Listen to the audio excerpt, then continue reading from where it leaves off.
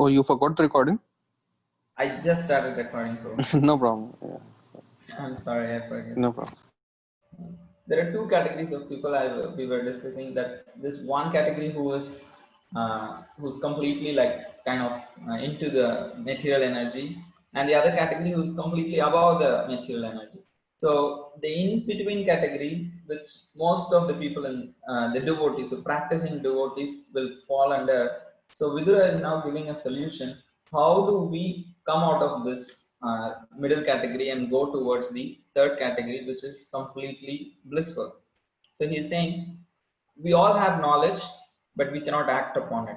That means we lack realization. So how can we gain realization of the knowledge that we have? So he is giving a solution. Artha bhavam vinishchitya pratitasyapi na atmana tam chapi yushmacharana sevayaham paranude. So he is saying, I'm convinced, Vidura is saying, I'm convinced that this material manifestation is without substance, but I will realize this only by serving your lotus feet. So he says, the service to the great souls converts the knowledge that we receive into a realization. So artha bhava vinishchitya pratitasyapi na atmanaha Tam chapi yushmacharana sevayaham paranade. Tam chapi yushmacharana. Towards your lotus feet, when I sevayaham paranade, when I take to the service of your lotus feet as the highest thing, goal in my life, then artha abhavam. Then I'll be able to give the abhavam, that is something without substance, this material creation which is without any true substance. I'll be able to give it up only when I take to the service to your lotus feet very sincerely. So in this way he's saying how serving the spiritual master is the way to convert our knowledge into realization. One thing is we can pick up books in this day and age very easily. These scriptures, which were not very accessible to people in the past, they had to go to a guru's ashram, stay there, render service there, and they have to hear from the guru. They wouldn't even have a textbook. It's all they have to hear and remember, hear and take it towards into their hearts. So we may say it's very primitive, but it is also scientific because first of all, somebody will be extremely serious for to take a decision to give up everything or to at least take out some time in life and go to the spiritual master. Even when you're young, at least your parents have to prioritize that this is very important in life. Only then they will send the kids. Otherwise, which parents sends their children to schools like that? So first of all, there is some value. There is some recognition of importance. So then the student goes to the spiritual master, lives there, not just living there, serves the spiritual master, whatever he is saying. And because he has taken out the time and serving the spiritual master, and there are no books, it's not just he can hang out with a book on his own free time and get all that the teacher has to speak. No, he has to wait. And when the spiritual master speaks, he understands there is nothing else. I have to fully focus here and receive all the knowledge that he is giving me. So he is fully attentive. He has given importance, so he has taken out time. He has served the spiritual master, and now he is hearing with attention. So then things enter the heart, and it becomes more of a realized knowledge. It comes into his character. And now today we are very casually streaming in a YouTube video. It's nothing wrong, but the problem is just that kind of a sadhana will not have the extreme intended effect because it has to be coupled with service. It's a chemical reaction. You have to have the proportions of the chemicals. You need to have a catalyst. Everything has to go right, the temperature, everything. Only then the results come. So similarly, spiritual life is also like a chemical reaction. So it can be we can't avoid certain aspects, crucial aspects of its workings. So the crucial aspects of its working is the eagerness to hear and the service rendered to qualify oneself for that hearing to take place in an effective way. And when both are there, then the knowledge that is being received becomes realization. So he says there are two results of serving the spiritual master. Yat sevaya bhagavata kutastasya madudvishah ratiraso bhavet tivra padayor sanardana. So he says, serving the spiritual master, et sevaya, one who develops transcendental ecstasy in Lord's service in various relationships. Rati raso bhavet tivra. When that devotional service is very tivra, then rati raso bhavet means one achieves the stage of rati, which is bhava, and dispels all miseries. Vyasanardanaha. Padayor Vyasanardanaha. So, first of all, it at least dispels the material miseries, and that is not the goal of devotional service. The goal of devotional service is not to mitigate, just to mitigate the material miseries. It is more of a side effect. That's why it is stated second. Even though sometimes that comes first, that manifests first. But here in this verse, it is given in the later, because that is not the primary effect. Jiva Goswami says, when we set out to make sweet rice, in a traditional home, they would use wood for cooking. So, if the devotee sets to make a sweet rice for an offering and then puts wood and then lights fire and then focuses on making the sweet rice, and after the sweet rice comes, he offers the sweet rice and accepts the Mahaprasad. In this whole process, there was something else also that was produced, that is the ash, because the wood burned and it gave out ash. So he will pick that ash to clean. Traditionally, at home, people were using the ash from the stove to, uh, it has certain ability to nicely clean. So they would use that ash to clean the vessels. I had personally also used when I was young. So it's so nice. And Jiva Goswami says, nobody sets out to make a sweet rice because they don't have ash to clean. So that they're thinking, oh, now I need ash, let me make some sweet rice. No, that ash, producing that ash is a side effect. Similarly, devotional service, the main focus is actually developing love for Krishna. In the process, the material distress will also be relieved. We will be relieved of material distress, but that is not for we are. That is not the purpose we are practicing devotional service.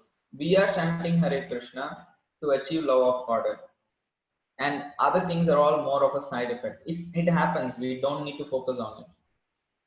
So that is what he is trying to explain here.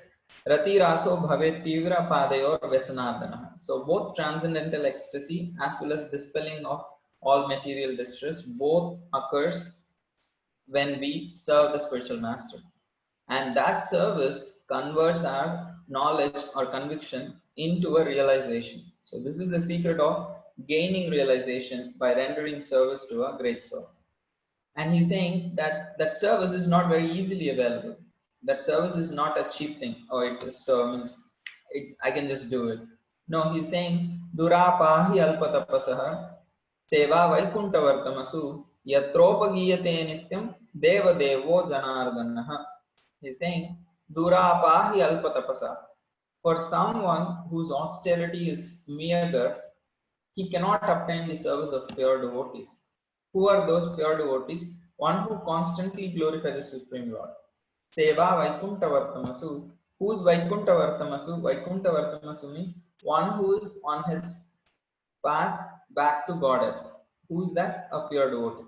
He's already on his path to back to Godhead. There is no doubt about it. What does he do? Yatropagiyate nityam. He always chants the glories of the Supreme Lord and serving the Supreme Lord. Deva Devo Janardana. Who is that Supreme Lord? Deva Devo Janardana.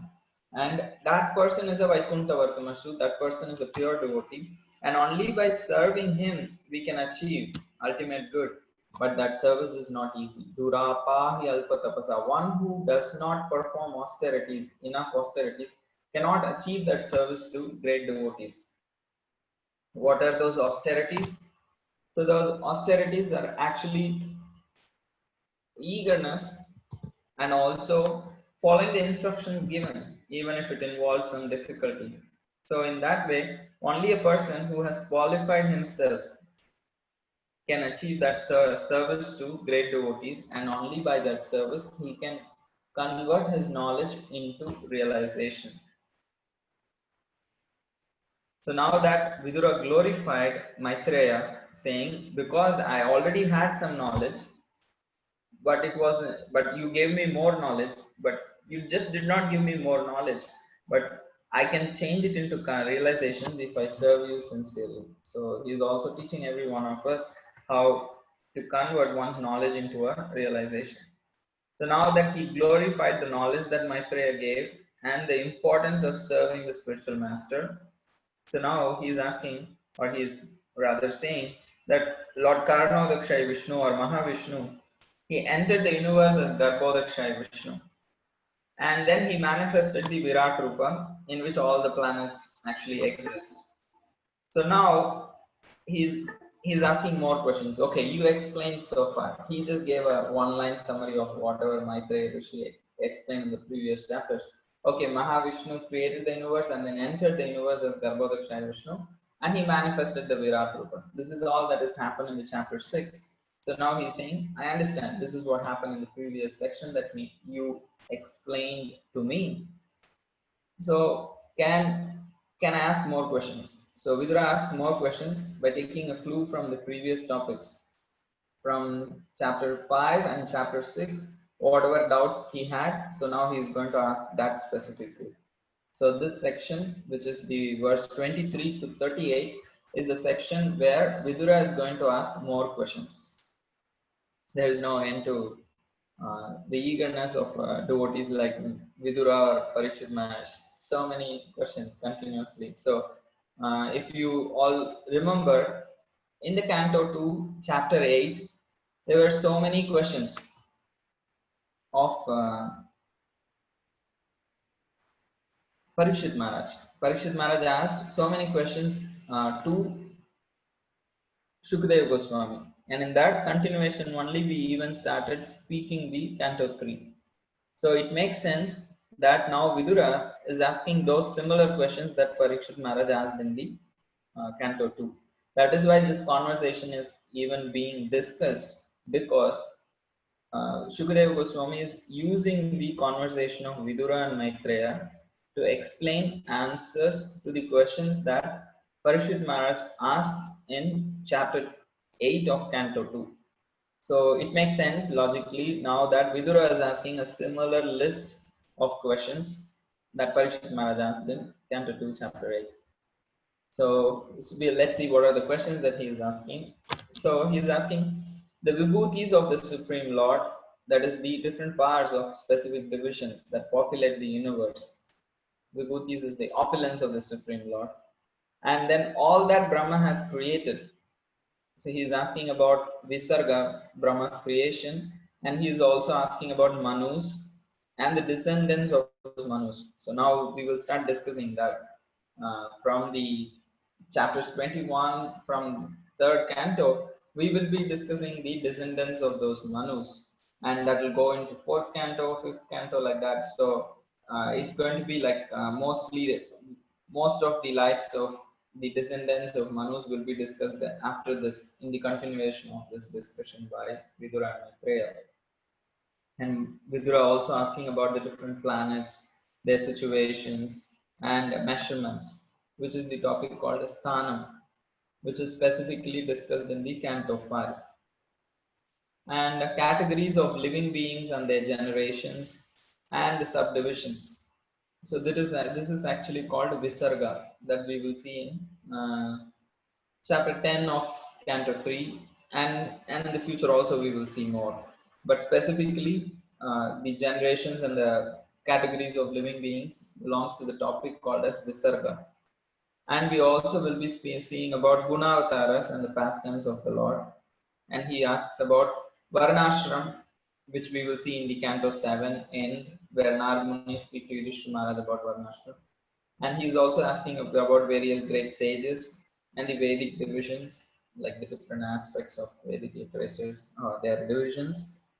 And he's also asking about yoga, yajna, dhyana, and samkhya, as well as Narada Pancharatra. So that we will see this Jnana and Sankhya, all these things will be explained by Kapila to Devahuti towards the end of this Canto 3.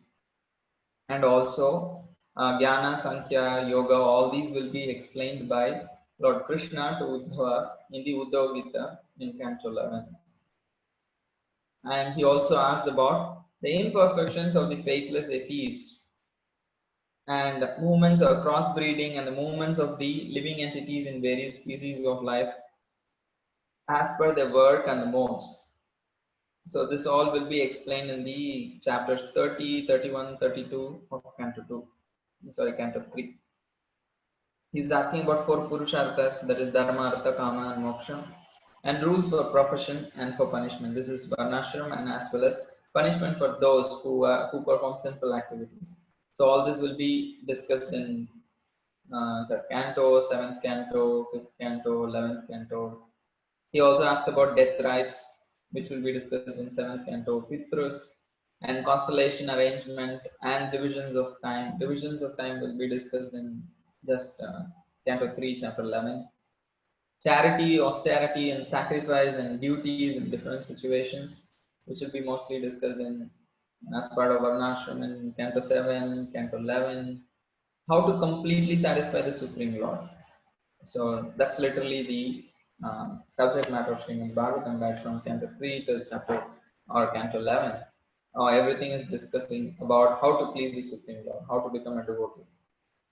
And then he has few more questions. We'll finish with these. So he says how spiritual masters are actually kind to the needy and they describe all knowledge without being asked. So he's hinting, see, these are the questions that I have, Maitreya. But if you think there are more things that I forgot to answer or I don't know how to ask the proper question, you understand I'm needy and I'm sincere. I want to hear from you. So you describe all the knowledge, even though I have not asked whatever you think is relevant apart from these questions, please explain to this to me. And he also says how many material dissolutions exist and who survives after it to serve the Lord while he is asleep. So he is asking about partial destruction, or partial destruction, which will be discussed in 3rd canto, 10th chapter, as well as in 12th canto. 12th canto discusses about full destruction, partial destruction. And 38th question is 38th verse, which is the last question, is truths of Jiva and Ishvara, essential knowledge of the Vedas, and necessities for Guru and disciple. So all these different topics will be covered all over Srimad Bhagavatam.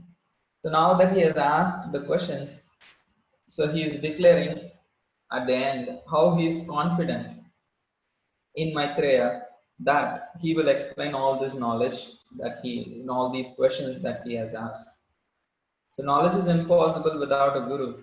So how could one have knowledge in devotional service and detachment without the help of spotless devotees who are the source of knowledge? So he's saying, how can anyone have knowledge about devotional service without the help of a spiritual master? And Vidura is saying, I asked all these questions about various aspects with a view to know the pastimes of Hari. So he's saying, my inquisitiveness is not just a inquisitiveness for the sake of being inquisitive. I'm not just like all over the place wanting to know that and this and this. No, he's saying all these questions actually with a view to know the pastimes of Lord Hari. So kindly describe them for all those who have lost their vision. Nashta chakshusha. So this is a very nice attitude. Also, he's saying it's not that I'm asking unrelated topics, wanting to know them because I have ideal curiosity. A little bit about time, little about Varna, a little bit about planets. No, he's saying all these questions in connection to the pastimes of Hari and to bring out the glories of the Supreme Lord. That is the understanding. That is the need or the implicit desire in asking these questions. Bring out the glories of Hari, bring out the glories of the Supreme Lord and the pastimes of the Supreme Lord by answering these questions. And he's saying that what is the greatest welfare activity? So he's saying your answers will grant immunity from all material miseries, and this charity is greater than all charities, sacrifices, penances, etc. in this world, we can actually try to help people in so many ways, which are all relevant in its own place. But just doing them and not giving the, when they are not practicing devotional service, our help can only help them to some extent. So now here, Vidura is saying, whatever answers you give to these things, because it is going to direct me towards Krishna, because it is going to give me Krishna, that is the greatest immunity from all material misery. And this charity is greater than all kinds of charities. So he says, Sarve Vedascha Yagyascha Tapodanani Chanaga Jiva Abhaya Pradhanasya. So in this world, making one fearless is not an easy job. So Jiva Abhaya Pradhanasya Na Purviran Kalamapi. So your answers, your association is giving me that. So thank you for that. And he's saying, Maitreya, you're capable of explaining the Puranas. And so now here, now Maitreya, he's being enlivened by Vidura's words, questions. He's beginning to narrate the Bhagavad Gita in answer to all the questions of Vidura. So, and here specifically Maitreya is addressed as one who is capable of explaining the Puranas, because he is specifically trained in that. Not just any Purana, he is specifically trained in Bhagavad Purana. That we will see in the next chapter, how he received Bhagavatam. Why is Maitreya being called as capable of explaining the Puranas, specifically Bhagavad Puran? We will see what is the parampara in which he received Srimad Bhagavatam's knowledge. So that will be revealed in the next chapter, and then they will be continuing to discuss about answers to various questions that Vidura asked. So now I completed this chapter from my side. If you have any questions, we can take. Otherwise, I think we are almost done for this chapter.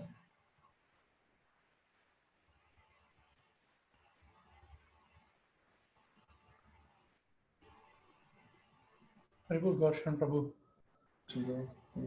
one question for you. So it seems like Vidura's questions are shaping the Bhagavatam. So he is almost setting the stage for how the Bhagavatam will be revealed. How do we understand that? Like, I thought the Bhagavatam came before Vidura. So it's just being disclosed to Vidura, but how come Vidura is having the same question that is actually being covered by the Bhagavatam?